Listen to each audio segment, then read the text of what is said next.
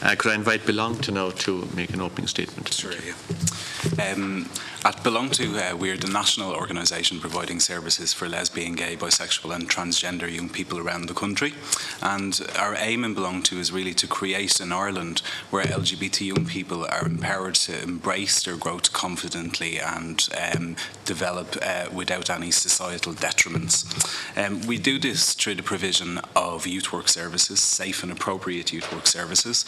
We currently have 5 weekly groups that operate in Dublin, and we support the development of groups in 15 locations around the country, with more coming on board all of the time.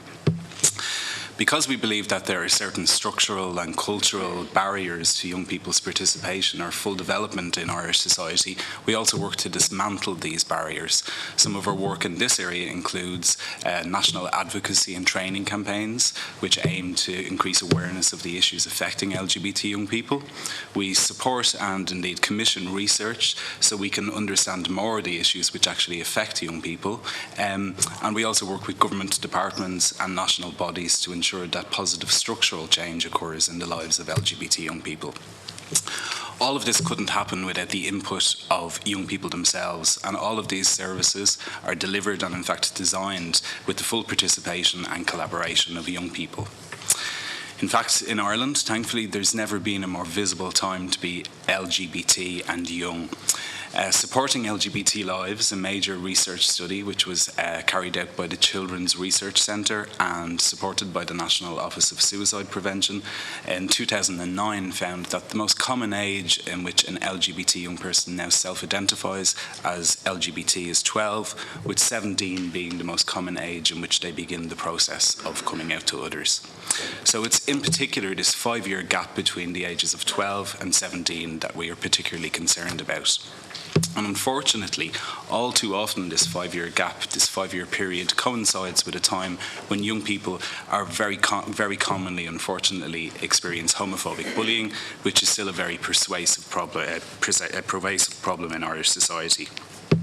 The research I mentioned, supporting LGBT lives, found that 58% of LGBT young people had experienced bullying in their schools, and that 25% had been threatened physically by their peers.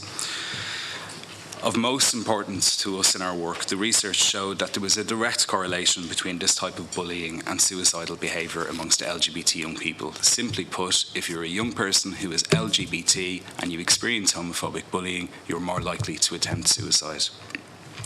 Again, the statistics are quite stark. 50% of LGBT young people under the age of 25 have thought about taking their own lives, and in fact 20% have actually attempted it. So because of these stark findings, the elimination of homophobic bullying in particular remains a core priority in Belong To's work. Some of the initiatives and contributions we've made to tackling this problem recently include our national advocacy campaign, Stand Up, which ran for the 3rd time and was launched by the Minister for Education this March, endorsed by bodies such as the National Association of Principals and Deputy Principals.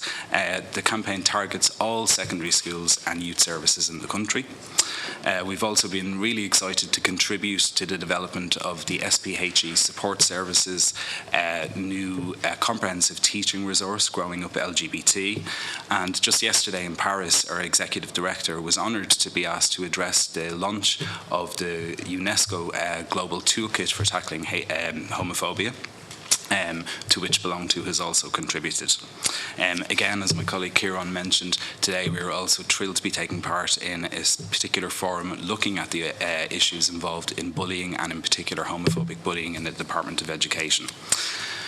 Of course, the announcement by the Minister last May of the formation of a working group to eliminate homophobic bullying is of particular relevance to us, and we really welcome this development.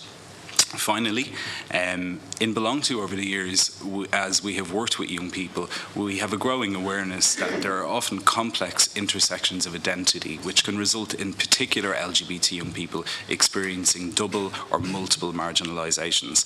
I'd like to finish by handing over briefly to my colleague Marissa Ryan, who will discuss one such innovative project.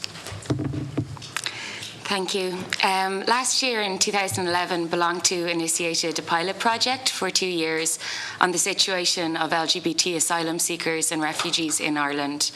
The project is funded by the European Union's European Refugee Fund and co-funded by the HSE. The aim of the project is to improve the safety and quality of life of LGBT asylum seekers and refugees in Ireland, and we initiated this project on the basis that through our youth services since 2003 we have come to understand that asylum seekers and refugees who are LGBT face additional and very severe marginalisation and isolation in Ireland. We did a needs analysis in 2011 where we interviewed both LGBT asylum seeking and refugee young people themselves and also the service providers working with them. Following from that research, we designed a module which is based on both providing training for organisations working with asylum seekers and refugees and LGBT organisations, and also we provide one-to-one support to LGBT asylum seekers and refugees themselves.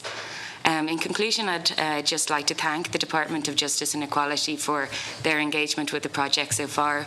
We have recently trained the resettlement unit in the Office for the Promotion of Migrant Integration, and we'll be training the entire staff of OIRAC soon, so it's a great development. Thank you. Very much. And can I invite Outhouse to make a presentation?